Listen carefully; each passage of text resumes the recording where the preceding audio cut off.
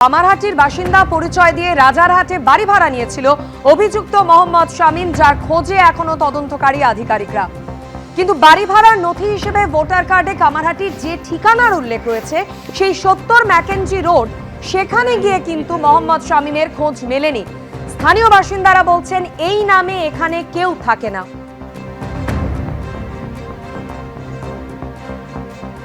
Voter কার্ডের সূত্র ধরেই এলাকায় গেল নারায়ণপুর থানার পুলিশ। সমীরণ পাল আমাদের প্রতিনিধি এই বিষয় নিয়ে আরো বিস্তারিত জানাবেন। সমীরণ, বাড়ি ভাড়ার নথি হিসেবে যে নথি দেখানো হয়েছিল, যেখানে কামারহাটির 70 ম্যাকেঞ্জি রোডের ঠিকানা উল্লেখ, এই ঠিকানায় গিয়ে স্থানীয় বাসিন্দারা কি বলছেন? কোনো খোঁজ পাওয়া গেল? দেখো, যখনই জানা যায় যে আধার কার্ড যে সামনে আসে মোহাম্মদ শামীমের, যে আব্দুল গফফর তার বাবা, এবং ঠিকানা দেওয়া রয়েছে কামারহাটির 70 ম্যাকেঞ্জি রোড, অর্থাৎ কামারহাটি থানা থেকে ঢিলছড়া দূরত্বে। এবং সেই বিষয়টি জানার পর কামারহাটি থানার পুলিশের পক্ষ থেকে খোঁজখবর নেওয়া হয়েছে, যেটা জানা যাচ্ছে যে এই মোহাম্মদ শামীম দীর্ঘদিন ধরেই বিধাননগর পুলিশ কমিশনারেটের নারায়ণপুর থানা এলাকায় বসবাস করত। কিন্তু সেটা জানা যাচ্ছে যে কিছুদিন আগেই বাড়িটি সে ভাড়া নিয়েছিল, কিন্তু আগে কোন ঠিকানায় থাকতো সেই ব্যাপারে তদন্ত শুরু হয়েছে। তার পাশাপাশি বিধাননগর কমিশনারেটের নারায়ণপুর থানার পুলিশ ইতিমধ্যেই কামারহাটি থানা এসে পৌঁছেছে এবং কামারহাটি থানার আধিকারিকদের সঙ্গে কথা বলছে, এবং মোহাম্মদ শামীমের খোঁজে একাধিক জায়গায় ইতিমধ্যেই কামারহাটি থানার পুলিশ তল্লাশি শুরু করেছে। এখনো পর্যন্ত মোহাম্মদ শামীমের কোনো হদিশ পাওয়া যায়নি, কিন্তু এই 70 ম্যাকেঞ্জি রোডে সেখানে একাধিক ভাড়াটিয়া বসবাস করেন এবং তাদের সঙ্গে আমরা কথা বলেছিলাম। এবং এই মোহাম্মদ শামীমকে কেউ চেনেন না, এবং তার যে বাবা, যে আব্দুল গফফর, যার নাম দেওয়া রয়েছে আধার কার্ডে, তাকেও কেউ চেনেন না বলে প্রতিবেশীরা দাবি করেছেন। এখন এই মোহাম্মদ শামীমের খোঁজ চালাচ্ছে বিধাননগর কমিশনারেট এবং ব্যারাকপুর কমিশনারেটের আধিকারিকরা যৌথভাবে। ইতিমধ্যেই তারা বারবার বৈঠক করছেন কামারহাটি থানায়, ইতিমধ্যে নারায়ণপুর থানার আধিকারিকরা এসে পৌঁছেছেন, কিন্তু এখনো পর্যন্ত মোহাম্মদ শামীমের কোনো হদিশ পাওয়া যায়নি।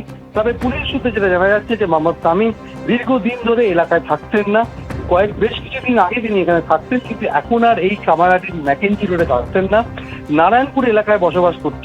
কিন্তু নারায়ণপুরে কোন ঠিকানায় বসবাস করতো এবং তার সম্পর্কে এখনো পর্যন্ত সঠিক তথ্য পুলিশের হাতে এসে পৌঁছয়নি। মোহাম্মদ শামীমের খোঁজে কামারহাটির বিস্তীর্ণ এলাকায় তল্লাশি চালাচ্ছে পুলিশ। ধন্যবাদ সমীরণ। মোহাম্মদ শামীম মূল অভিযুক্ত, তার খোঁজে এখনো তদন্তকারী আধিকারিকরা তল্লাশি চালাচ্ছেন, কিন্তু এখনো পর্যন্ত কোনো খোঁজ পাওয়া যায়নি। আর এই মোহাম্মদ শামীম প্রসঙ্গেই বাড়ির মালিক ঠিক কি বলেছেন শোনাবো আপনাদের।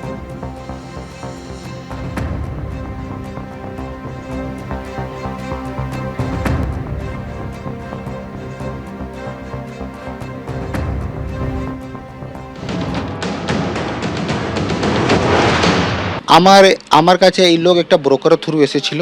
ওই ব্রোকার যে আছে আমার বস্তিতে লোকাল ছেলে আছে, সবার সঙ্গে ওর জান পরিচয় আছে। ওকে খুব আগে থেকে আমরা জানছিলাম না কি ওই লোক যেকে এনেছে, ঠিক আছে, ওই লোক এইভাবে কিছু জিনিসটা করবে।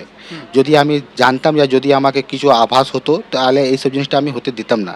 তাও জানিয়েছিলেন লোকাল যে আপনি ভাড়া দিচ্ছেন, যেটা নিয়ম, ঠিক আছে না, থানাতে জানাতে জন্য আমি রেখেছিলাম। এই জিনিসটা একদিন থেকে দুদিনের ভিতরে হয়ে গেল। কেন এসেছিল ভাড়া এখানে?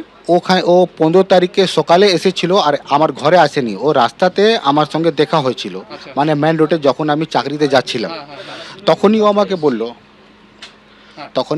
বললো ওই ব্রোকারটাকে, এই লোককে আমি চিন পরিচিত আছে না। সালিম যা আছে ও ব্যাগ দেয়নি, ঠিক আছে, ওরা বাইরে থেকে ওই দুটো ছেলেকে দিয়ে চলে গেছিল, ঠিক আছে।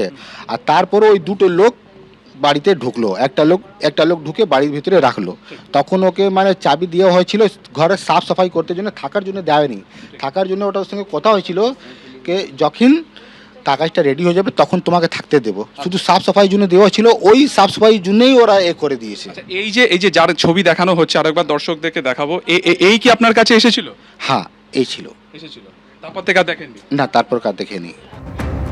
এবিপি আনন্দ, এগিয়ে থাকে, এগিয়ে রাখে।